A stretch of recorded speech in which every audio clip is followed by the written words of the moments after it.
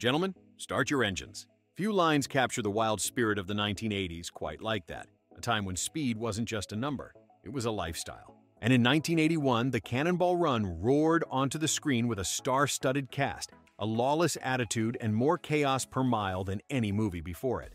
It wasn't just a film. It was a rolling carnival of celebrity cameos, real-life racers, and cinematic madness that somehow became a global hit. But behind that wild, tire-squealing comedy was a story even crazier than the movie itself. Today, we're putting the pedal to the metal as we dive into 20 weird facts you didn't know about the Cannonball Run, from secret inspirations and backstage chaos to the real illegal race that started it all. Buckle up, because this ride, it's about to get weird. Number 1, the movie was based on a real illegal race. Before Hollywood got involved, the Cannonball Run wasn't fiction. It was real. In the early 1970s, a journalist named Brock Yates and race legend Dan Gurney organized a real cross-country race called the Cannonball Baker Sea to Shining Sea Memorial Trophy Dash. The idea? Drive from New York to California as fast as humanly possible. No rules, no permits, just gas, guts, and glory.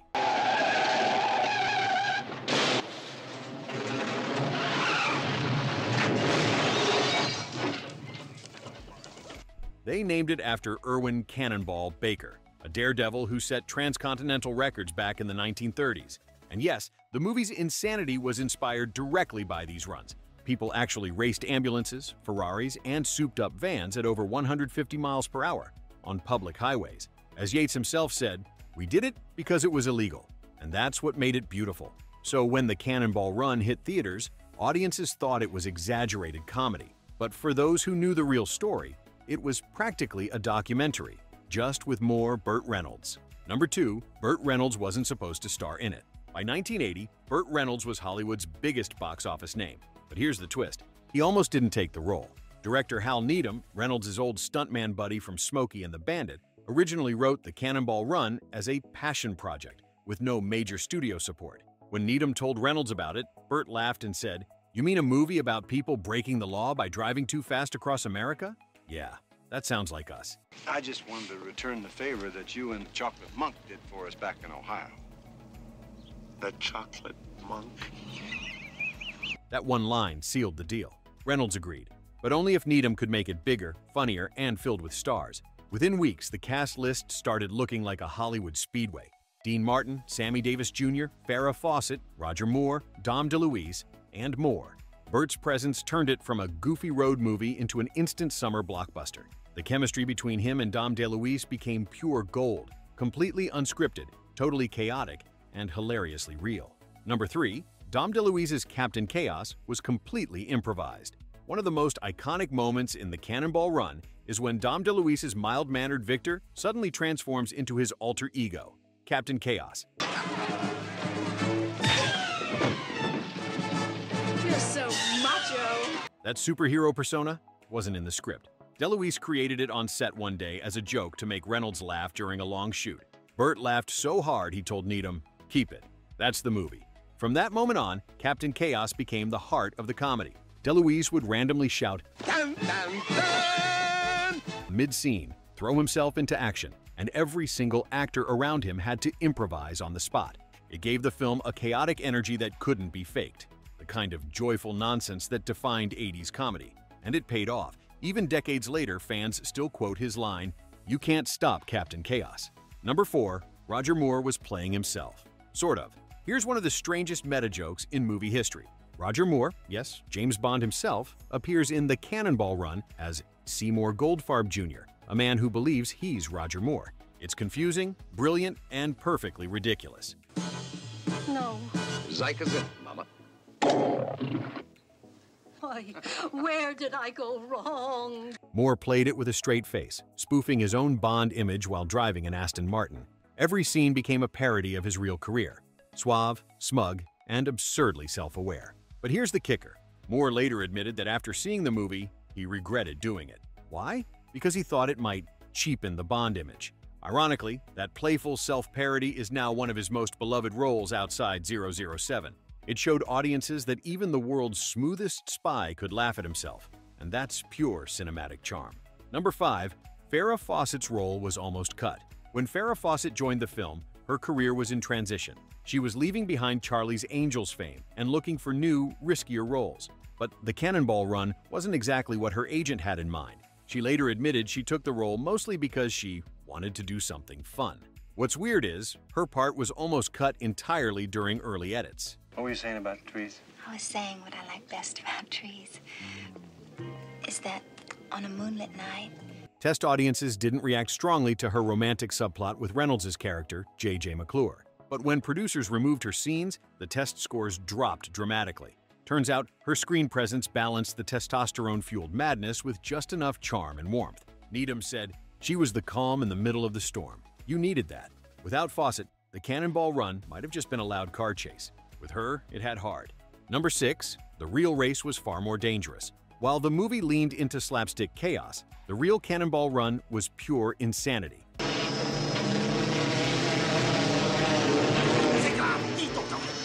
During the 1970s, these illegal races had no rules, no safety protocols, and no mercy.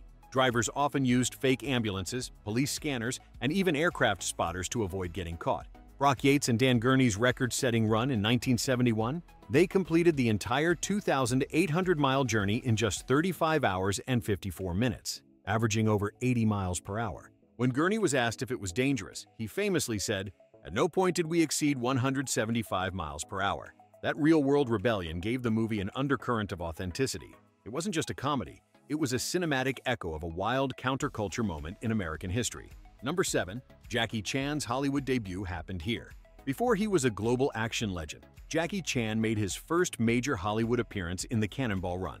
He played one of the 2 Japanese racers, even though, ironically, he's Chinese.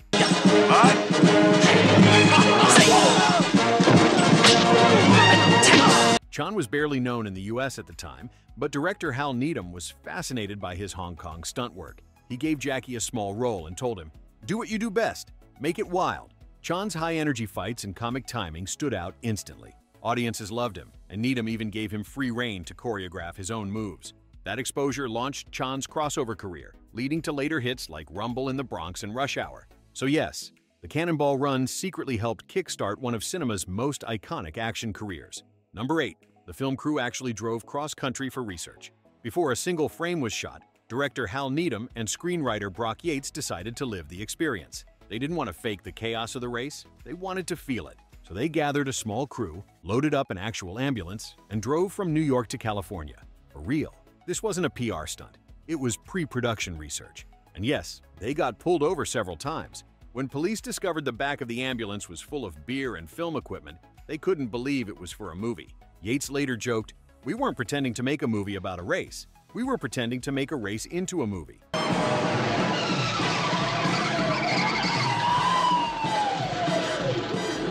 That trip gave Needham priceless first-hand material. The exhaustion, the adrenaline, the absurdity, all of it found its way into the final film. Number 9, there was constant drinking on set. You might have guessed it, but the party energy you see on screen, it wasn't entirely acting. During filming in the Nevada desert and Southern California, the cast often started the day with mimosas and ended it with whiskey.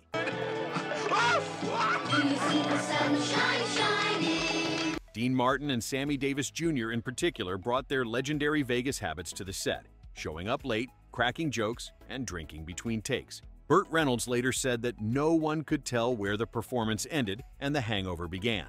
The production was a traveling circus of cars, stunts, and laughter. Needham didn't care, as long as the energy felt authentic. That chaotic, barely contained energy is part of why the movie feels so alive. It wasn't polished Hollywood, it was 80s freedom caught on film. Number 10, the Lamborghini Countach became a pop culture icon. Few movie cars are as legendary as the black Lamborghini Countach LP 400S that opens the film.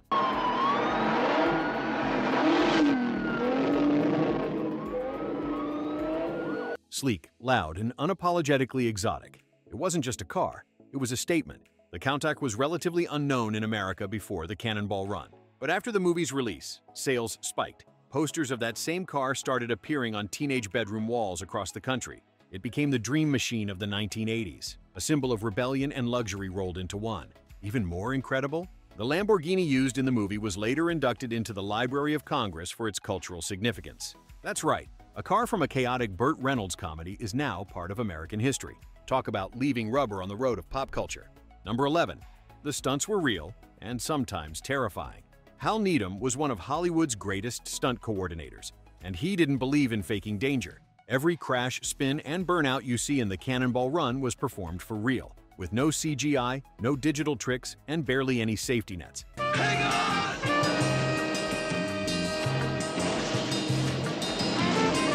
In one scene, a car skids off the road and flips into the desert. That stunt went wrong. The driver landed harder than planned, cracking the roll cage and nearly breaking his ribs. Needham's response? He dusted off the car and said, "Do it again, but make it look funnier." That blend of reckless authenticity and slapstick humor defined the film's visual style. And it's why those stunts still hold up today. They were dangerously real. Number 12, the director once crashed an ambulance himself. Before making the Cannonball Run, Hal Needham actually crashed an ambulance, the same kind used in the real Cannonball race. While scouting locations and testing vehicles, he decided to see just how fast it could go. The result? A shredded tire, a near rollover, and a wrecked siren. Instead of being embarrassed, Needham thought it was hilarious and immediately wrote a version of that accident into the movie.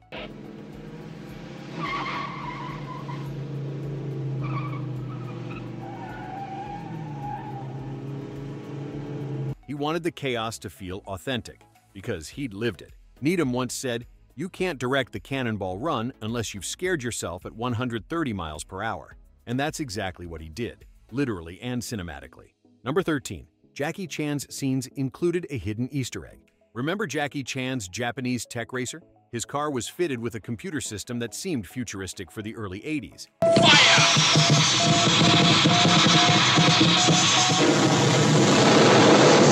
That wasn't science fiction. It was a subtle nod to real prototype tech Jackie's team had seen in Japan. In one blink and you'll miss it moment, the car even shows video playback of a hidden camera feed. That scene, almost laughably advanced for 1981, actually inspired real car manufacturers to explore in-vehicle video systems. Chan unintentionally predicted the rise of the dashboard camera and entertainment displays decades before they became mainstream. In other words, Jackie Chan helped invent the idea of the smart car inside a comedy about street racing. Number 14. The script was constantly rewritten during filming. Calling it a script might be generous. On set, the Cannonball Run was more like a live improv experiment than a written movie. Hal Needham and Brock Yates encouraged actors to make up lines, invent gags, and even suggest camera angles. Dean Martin and Sammy Davis Jr. improvised most of their dialogue, especially their running jokes about pretending to be priests. What are you, crazy freak?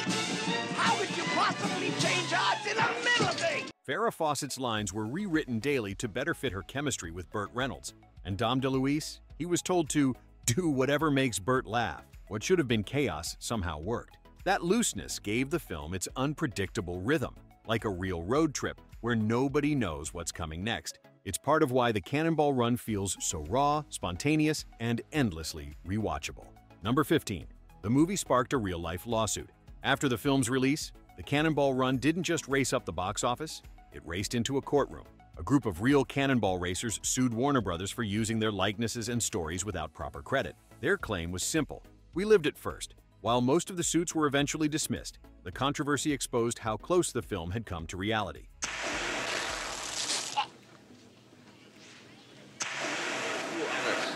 The same cars, same names, same antics, only with more Burt Reynolds smirks.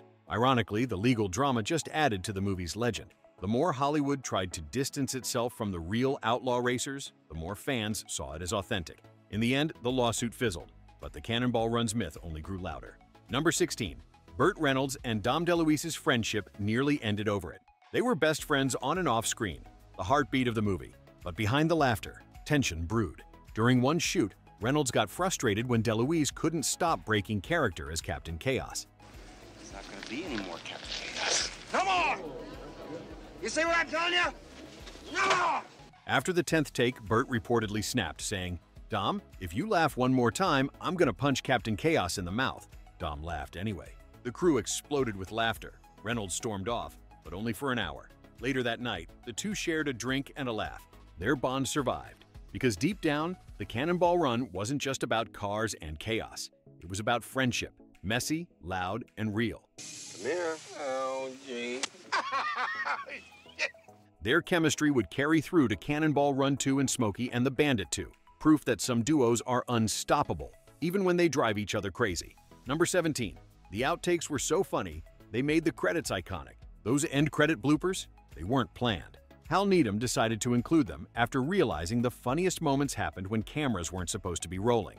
Burt Reynolds and Dom DeLuise constantly broke character, Dean Martin forgot lines, and Jackie Chan couldn't stop giggling after his English dialogue went sideways. When Needham tested the film with audiences, he noticed something. People stayed seated through the credits, laughing harder than ever. So he kept them in. That move became legendary, influencing decades of films from Rush Hour to Toy Story to include bloopers as part of the closing sequence. It's one of those tiny creative risks that accidentally changed how audiences experience the end of a movie. Number 18. It started one of Hollywood's strangest trilogies. Few people realize the Cannonball Run actually launched an accidental trilogy. After the success of the first film, Hal Needham directed Cannonball Run 2 in 1984.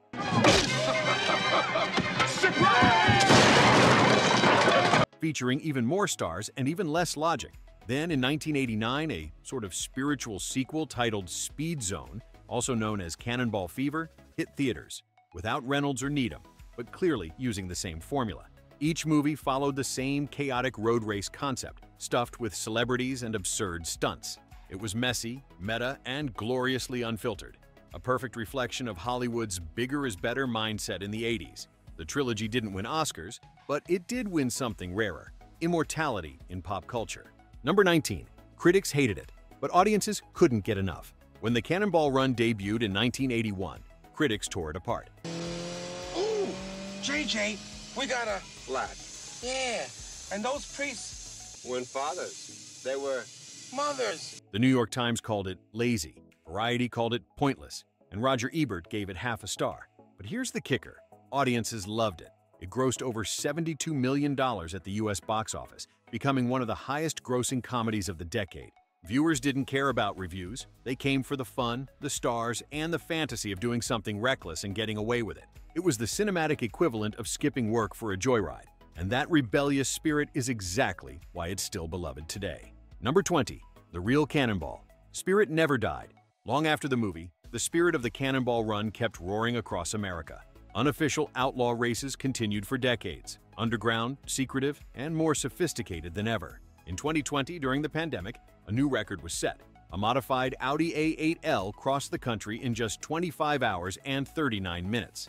That's faster than anyone in the original 1970s races ever dreamed possible.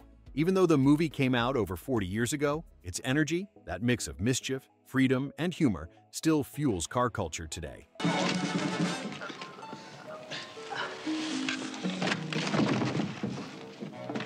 The Cannonball Run wasn't just about breaking speed limits. It was about breaking rules, the joyful, reckless kind that make life feel cinematic.